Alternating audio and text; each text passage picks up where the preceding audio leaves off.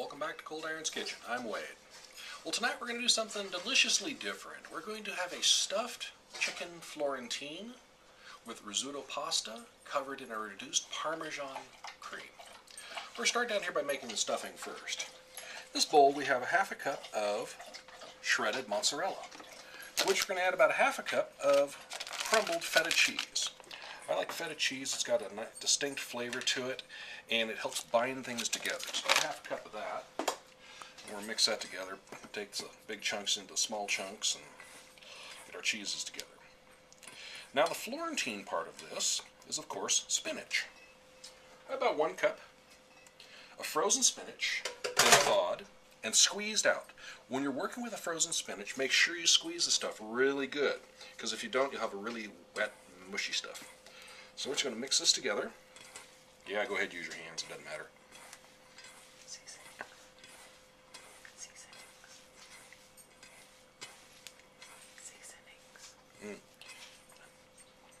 Yeah, we're not going to put any seasonings in this because we're going to get our seasonings from several different areas. We're going to get it from the light breading, we're going to get it out of the Parmesan cream, and the salt and pepper we're going to put on the chicken when it's frying. Okay, so there's your stuffing. Now, we have a lovely 6-ounce chicken breast. Now we're going to make a pocket in this breast. But you do that by inserting a knife, and be careful not to puncture the skin on the outside. Go down the whole length, and just make yourself a pocket just like that. Okay, nice large pocket. Now what we're going to do, it looks like a fish. Sweet. Okay, we're going to stuff this thing with our stuffing here. Just poke it in there. It looks fun. It is fun. Just eat your spinach. No, Mom, I don't want to. Oh, that's all right. Don't want to overstuff it because you want to be able to have the lips sealed together. But notice you got a nice amount of stuffing on a little bit on the stuffing on the outside. Not a big deal. Now, I already pre-pocketed the other 2 breasts I'm using tonight, so that we could get right a move on here. And you probably won't use up all the breading. Not a big deal. It can be frozen for the next time you do this. And trust me, you're going to want it next time to do this. But you make sure you pack it in there good and tight.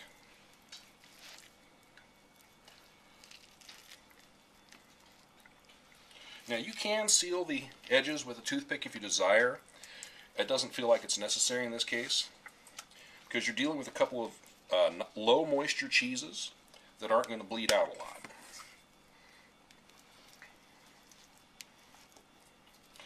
Yep. It's kind of stuff on a manicotti, and we'll get to that one here someday soon. I love manicotti. But right now we're talking about chicken Florentine stuffed. And I was asked today, my daughter, she said, well, why do you call it Florentine? I said, because it's spinach. She said, well, why not just call it spinach? I said, because you can't charge $17.50 a plate for it if you call it spinach. You can if you call it Florentine. Simple marketing. Okay, you got those put together. Now, what I have here is a mixture of processed Parmesan cheese, something you'll see me use very rarely, and a half a teaspoon of garlic. We're going to put some olive oil in our prepared pan here. You see how that just dances around and glosses up? We're going to sear these breasts, and then we're going to allow them to cook for just a bit. So just light dredging of the cheese and garlic mixture. Pop it in the pan. Pinch of salt. We'll come back and hit with some garlic. I'm going to get the rest of these guys, put in the pan here, and sear them up. Back to you in a couple minutes. Go. Okay, so look at that. We've got a couple of them turned over there, and just look how those are nicely browning up. Now we're going to look for the same brown on the other side. Then we're going to put the lid on this pan, turn it down, and let it just work in its own juices at this point.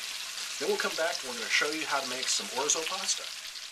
Hi, we're back. Now if you look down here, you'll see our chickens are cooking very nicely there. Just look how that sweetness is going. Well, I got a pan over here. We're going to start cooking some orzo pasta. We're going to start with 1/3 cup of butter divided. And we got to get that melted. Let's run that around a little bit. Don't put your finger in it though.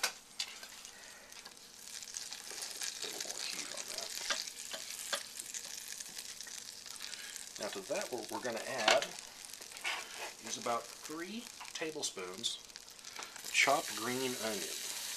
Now we're just going to cook that onion long enough to start browning the white stuff in it. Doesn't that just sound wonderful?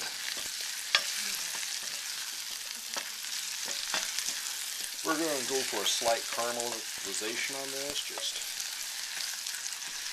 back off a little there, take a look. Now let's look at the rest of the ingredients. We're going to have some mushrooms in this. This is a mushroom orzo. We've got orzo pasta, about 2/3 of a cup. And then in this container, what I have is 2/3 of a cup of mushroom broth and a 1/3 cup white wine. Now, it's not necessary to use a broth. You can use water and white wine. You can use a chicken broth. You can use a beef broth. I just happened to have some mushrooms hanging around that weren't doing anything. They were starting to say that time for us to go. So I said, okay, broth you are. So that's what we did. Now, you can see that we're starting to get a little bit of a color going here, right there and there and there. When we get that color going, add the mushrooms to that. About a 1/2 to 3/4 cups of mushrooms. Or you can use less if you like. I just happen to like mushrooms. Mushrooms are a nice filling treat for me. Put that in there. And then we're going to add the orzo and the remainder of the butter. Now we're going to saute this together for just about 5 minutes. We'll be back to you at that time. Yeah, it's been about 5 minutes. You'll notice how things are nicely browning up. You want to brown up your orzo pasta. Now we're going to add our cup of liquid to it. This is going to be fun. Look how she dances. To that we're going to put in a pinch of salt. Put in some fresh cracked white pepper. About 1/2 teaspoon of that or more. Depends on your flavor. Depends what you like. And we'll sprinkle in some garlic powder on that. We buy it by the industrial strength tub here. A little garlic on that. Give it a stir. Sizzling. Alright. This is going to cook between 7 and 10 minutes. Now the whole preparation for the orzo, you're looking about 15 minutes prep, 25 minutes of cook time, total 40 minutes for orzo. Now that's working at the same time that your chicken's working, and it's going to be cooking at the same time we're going to be doing our reduced cream. So, we'll be back to you. We're back. I just put some olive oil in the pan there, and we're getting that a little warmed up. We're going to add about 3 cloves of garlic to that. Now the purpose here is we're going to make a reduced cream. A reduced Parmesan cream. Now, I know I said Parmesan, and there's garlic in there, but garlic, Parmesan, it all goes together, especially if you're dealing with a Florentine. It's a delightful dish. It takes a little while to do, about 20 minutes. But again, we're waiting for our chicken, we're waiting for our orzo, so we cook it in the meantime. So, what's happening here is we brown our garlic just slightly. See how it's starting to brown up there? Now it's about a tablespoon of olive oil. I know it always looks like more. Trust me, it's not. It spreads out. Get yourself a big old bucket of water, and you take a drop of oil and pour it on the top of that, and you see how far that spreads. Same thing works in the pan, and you could smell this stuff right now. You'd be saying, I don't care how much is in there.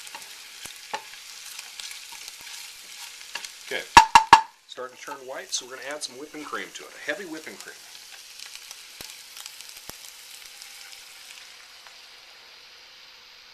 I think we're going to need more for our purposes, because the objective is to reduce the cream by 1/2. This makes for a nice thick sauce. Now dairy products naturally turn in thicker, just like that. Now I'm not going to say this is a low-fat sauce. It's not. It is a high-flavor sauce. We'll be back in about 10 minutes to add some Parmesan to this. We're back. You can see this stuff is reduced. We're going to encourage it right here. Now when dairy products break down, they lose water, okay? And when they lose water, they thicken up. And you see this is thickening up just nicely here. But we're not going to give it a chance.